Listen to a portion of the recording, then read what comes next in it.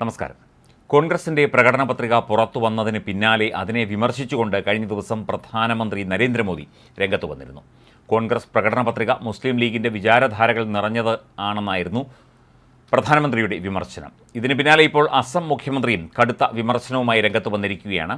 ഇത്തരം വിമർശന പ്രസ്താവനകൾ നിലനിൽക്കെ പത്രികയുടെ വിശദാംശങ്ങൾ സജീവമായി നിലനിർത്താൻ തന്നെയാണ് കോൺഗ്രസിന്റെ ശ്രമവും. കോൺഗ്രസിന്റെ പ്രകടന പത്രിക ഇന്ത്യയിലെ തെരഞ്ഞെടുപ്പിനേക്കാൾ ചേരുന്നത് പാകിസ്ഥാൻ തെരഞ്ഞെടുപ്പിനാണ് എന്നാണ് അസം മുഖ്യമന്ത്രി ഹിമന്ത ബിശ്വ ശർമ്മ ആരോപിച്ചത്. അധികാരത്തിലെത്താൻ വേണ്ടി സമൂഹത്തെ വിഭജിക്കാനാണ് കോൺഗ്രസ് ലക്ഷ്യമിടുന്നതെന്ന് അദ്ദേഹം പറയുന്നു. ഇത് പ്രീണനത്തിൻ്റെ രാഷ്ട്രീയമാണ്. തങ്ങൾ അതിനെ അപലപിക്കുന്നു. ഇത് ഭാരതത്തിലെ തെരഞ്ഞെടുപ്പിന് വേണ്ടിയല്ല, പാകിസ്ഥാന് വേണ്ടിയുള്ള പ്രകടന പത്രികയാണെന്ന് തോന്നുന്നു എന്നാണ് ജോർഹട്ട് മണ്ഡലത്തിൽ തെരഞ്ഞെടുപ്പ് റാലിക്കിടെ അദ്ദേഹം മാധ്യമപ്രവർത്തകരോട് പറഞ്ഞത്. രാജ്യത്ത് ഹിന്ദുവോ മുസ്ലിമോ ആരും തന്നെ മുത്തലാഖ് പുനരുജ്ജീവിപ്പിക്കാൻ ആഗ്രഹിക്കുന്നില്ലെന്നും ശൈശവ വിവാഹത്തെയോ ബഹുഭാരിത്വത്തെയോ പിന്തുണയ്ക്കുന്നില്ലെന്നും ശർമ്മ പറഞ്ഞു. സംസ്ഥാനത്തെ 14 ലോക്സഭാ സീറ്റിലും BJP വിജയിക്കുമെന്നും അദ്ദേഹം അഭിപ്രായപ്പെട്ടു.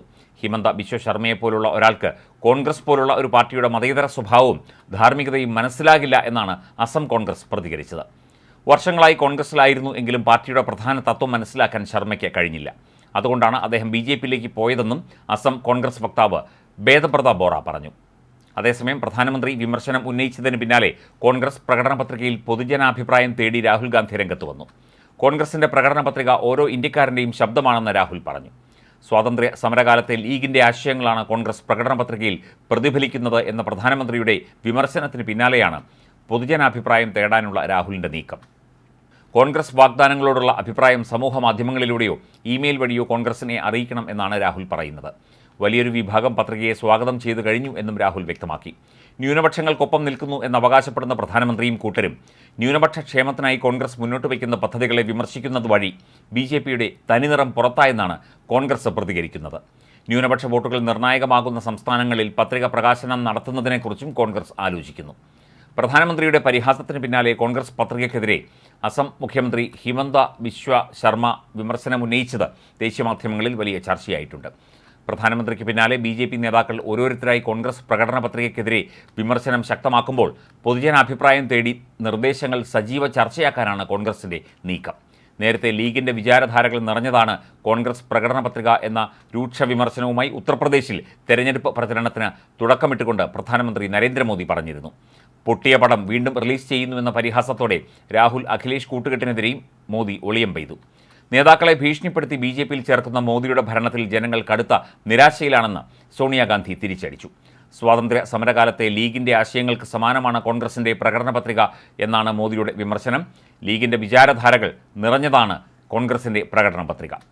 സ്വാതന്ത്ര്യ സമരകാലത്ത് ലീഗിൽ നിലനിന്നിരുന്ന ചിന്താഗതിയാണ് പ്രതിഫലിക്കുന്നത്. അവശേഷിക്കുന്ന ഭാഗം ഇടതുപക്ഷത്തിൻ്റെ നിലപാടുകളാണെന്നും മോദി പറഞ്ഞിരുന്നു. രാഷ്ട്ര നിർമ്മാണത്തിനുള്ള ഒരു നിർദ്ദേശവും കോൺഗ്രസിന് സ്വന്തമായില്ല. ഈ പ്രകടന പത്രികയുമായി രക്ഷപ്പെടാൻ കോൺഗ്രസിന് ആകില്ലെന്നും മോദി പറഞ്ഞു. ഹിജാബ് വിവാദമടക്കമുള്ള വിഷയങ്ങൾ പരോക്ഷമായി സൂചിപ്പിച്ച് വസ്ത്രം, ആഹാരം, വ്യക്തി നിയമങ്ങൾ തുടങ്ങിയ കാര്യങ്ങളിൽ എല്ലാ പൗരന്മാർക്കുമുള്ള സ്വാതന്ത്ര്യം ന്യൂനപക്ഷങ്ങൾക്കും ഉറപ്പു നൽകുമെന്ന് കോൺഗ്രസ് പ്രകടന പത്രികയിൽ ഉറപ്പു നൽകിയിരുന്നു. ഇന്ത്യ സഖ്യത്തിൻ്റെ ഭാഗമായി UPയിൽ കോൺഗ്രസും സമാജ്വാദി പാർട്ടിയും ഒന്നിച്ച് മത്സരിക്കുന്നതിനെയും മോദി പരിഹസിച്ചു. 2017 ഈ സഖ്യം ഫലം കാണാതെ പോയത് മോദി ഓർമ്മപ്പെടുത്തി. അതേസമയം ജനാധിപത്യത്തെ കശാപ്പ് ചെയ്യുന്ന നരേന്ദ്രമോദിക്കെതിരെ ശക്തമായി പോരാടുമെന്ന് ജയ്പൂരിൽ പ്രകടന പത്രിക പുറത്തിറക്കിയ ചടങ്ങിൽ സോണിയാഗാന്ധി വ്യക്തമാക്കിയിരുന്നു. ഭരണഘടന അട്ടിമറിക്കാൻ പോലും ഗൂഢാലോചന നടക്കുകയാണെന്നും അവർ വിമർശിച്ചു.